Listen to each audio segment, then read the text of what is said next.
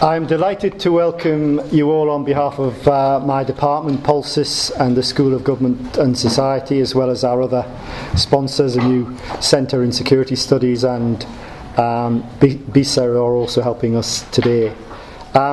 Particular welcome to many of our guest contributors who've come from far and wide to participate today. And particular thanks, I think, are due to Michelle, Hafia and Stefan for organising this impressive gathering of scholars and commentators. And of course a big welcome to all who've come to hear and listen and I hope contribute. Normally 1 year on events in academic life have a sort of wistful, cerebral quality. I'm thinking of 1 year on after the collapse of Lehman Brothers.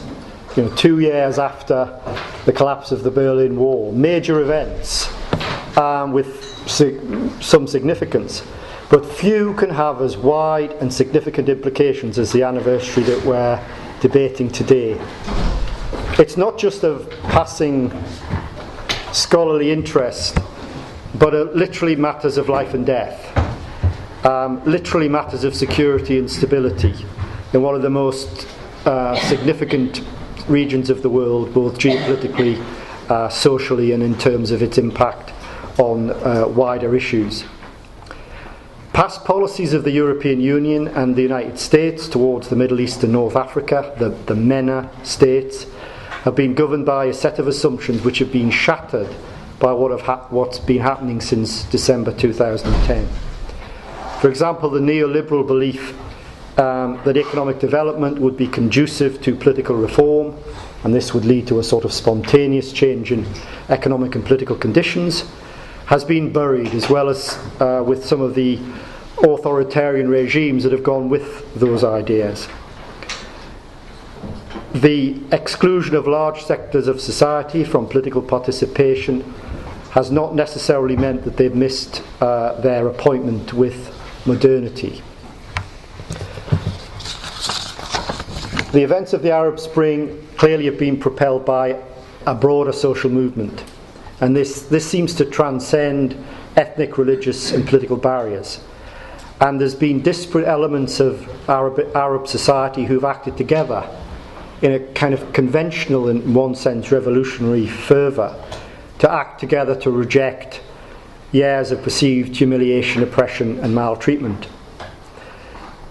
But the events themselves have led to us to question some of the assumptions about those very societies.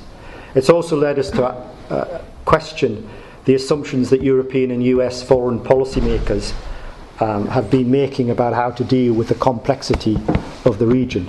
But even the secular elements of the uprisings, even though Islamic groups and parties have been engaged with this, and the active role of women challenge some of the past assumptions that we might have about the Islamic nature of opposition and the subjugation of women in the region. So questions abound as a result of this mix of political, social, economic, religious and gendered aspects of the Arab Spring. For example, have the US and US effectively supported the impetus to the Arab Spring? Are they the upholders of democracy and political reform, or have they supported their own particular interests and the status quo in the region? Have the Arab Spring events in combination led to a genuine rebirth of MENA societies, or are we seeing the resumption of old trajectories with just temporary activities in the last year or so? Has the international community been able to live up to these challenges and actually start reframing its policies towards the region? Fortunately for us, we have a group of people here today who can make intelligent, cogent, I think humane and challenging attempts to answer these and many other questions that are raised by the Arab Spring. I'm delighted to welcome you all here, and I hope that you enjoy the discussion, the debate, and some of the profound issues that will be on the table today. Thank you very much for coming today.